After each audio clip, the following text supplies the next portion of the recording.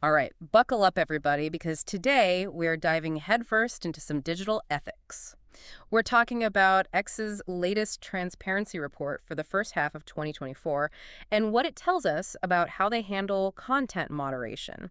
They always talk about being a safe environment for having these open public conversations, but what does that really look like in practice? It's a tough job for sure, because how do you balance being the digital public square with, protecting people from the bad stuff that's out there online? That's right, and their report comes right out and says that.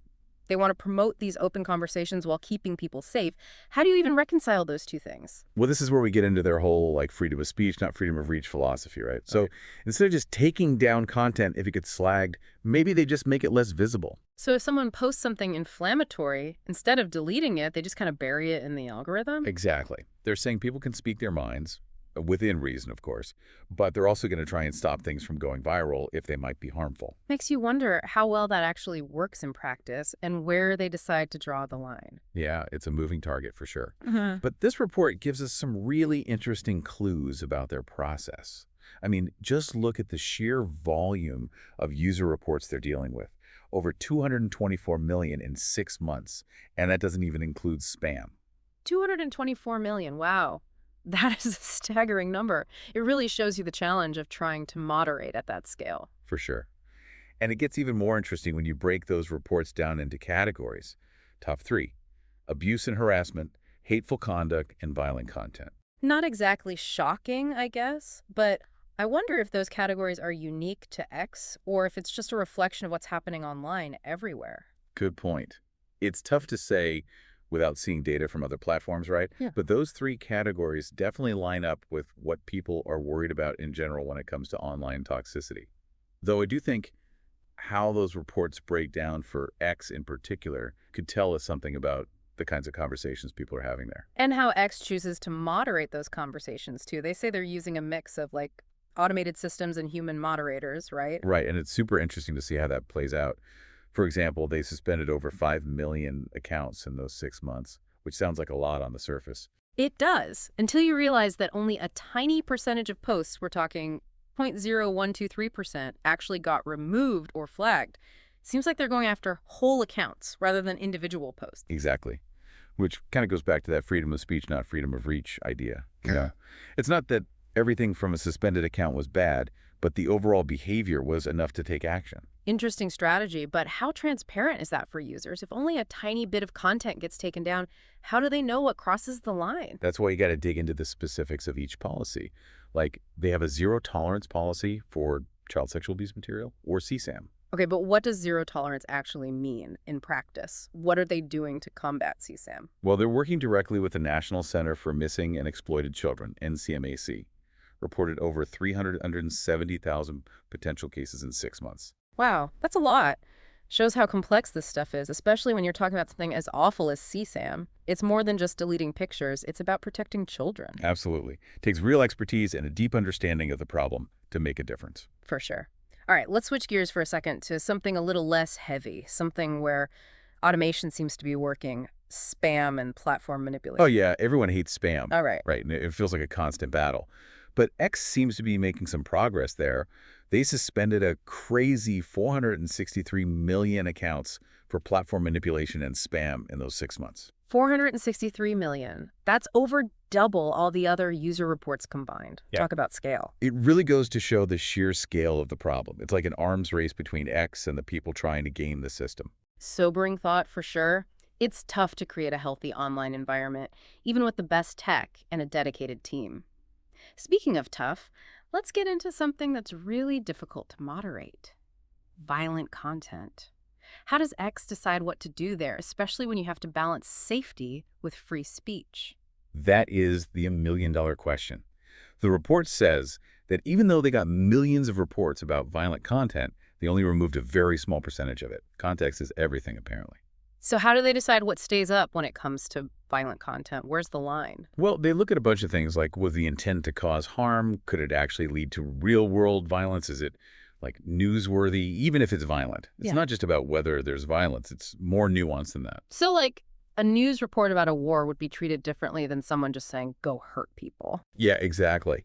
But that also shows you how hard this is, even for the best content moderation systems. Yeah. Someone might look at something and say, that's news, and someone else says, that's way too violent. It's subjective. Yeah, you're walking a tightrope there for sure. And it's not the only tough category.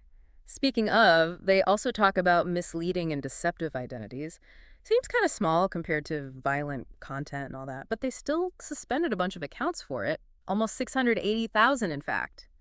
Why is authenticity so important to them? I think it all ties back to that idea of a public conversation. Like these days with deep fakes and all these fake accounts, you need to know who you're actually talking to. Right. Because otherwise it's just a free-for-all of misinformation. Exactly. Hard to trust anything or have a real conversation when you don't know who's who.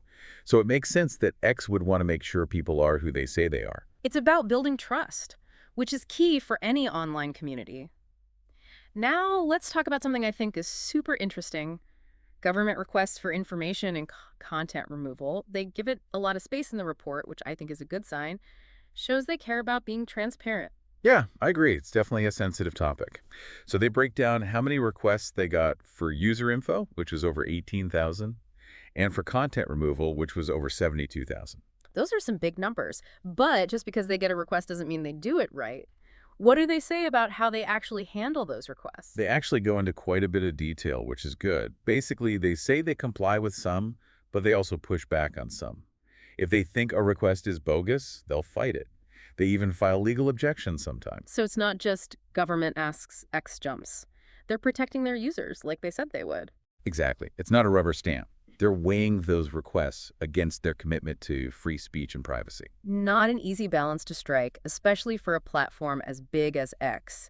It's not just governments, though, right? What about copyright and trademarks? All that stuff still applies online. Oh, absolutely. It's everywhere. Actually, probably even more complicated online. Which is kind of ironic, right? You're trying to have this public conversation, but you still have to play by the rules when it comes to intellectual property. So how do they handle that? It's a lot. They said they got almost 200,000 copyright notices and over 70,000 trademark notices in those 6 months. Wow, that's almost unbelievable. It really shows you how much people are sharing and remixing online, but also how important these intellectual property rights still are. Yeah. But how does X deal with all of that? It's not like they can ignore it. Right. It's a ton to handle. They say they take action on a lot of those notices, but they don't really get into specifics. Yeah, it makes sense. It's probably a case-by-case thing, right? They have to figure out if the claim is legit, if it's fair use, and what removing content would mean for that whole public conversation idea. 100%. It's complicated, and there are no easy answers. But it's good to see that X, at least, seems to be thinking about it carefully, trying to find that balance. It just goes to show, even with all this technology, we're still wrestling with the same basic issues. Free speech, safety, privacy, intellectual property, they're all tangled up together. For sure. Those are the big ones, and they aren't going away anytime soon. How platforms like X deal with them is going to be really important. It's going to shape how we talk to each other online in the future. Totally. It's a big responsibility. But it looks like X is taking it seriously, at least based on this report. So here's the big question. After looking at all this data, after seeing how many reports they get, how many accounts get suspended, all of it, do you think they're actually living up to their own ideals? Are they pulling off this whole safe and open thing? That is the question, isn't it? Yeah. And honestly, I don't think there's one right answer. It depends on what you value most, There are always going to be trade-offs. Totally agree. There's no perfect solution here.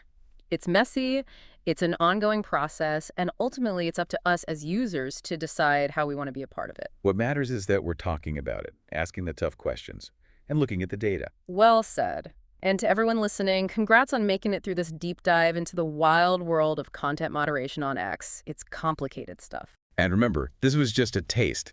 There's a ton more info in the full report if you're really curious. Yeah, if you're feeling brave, head over to X's Help Center and check out their full policies. See how they define things like hate speech or violent content. Do you agree with them?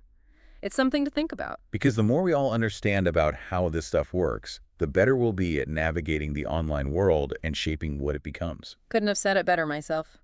Until next time, stay curious out there.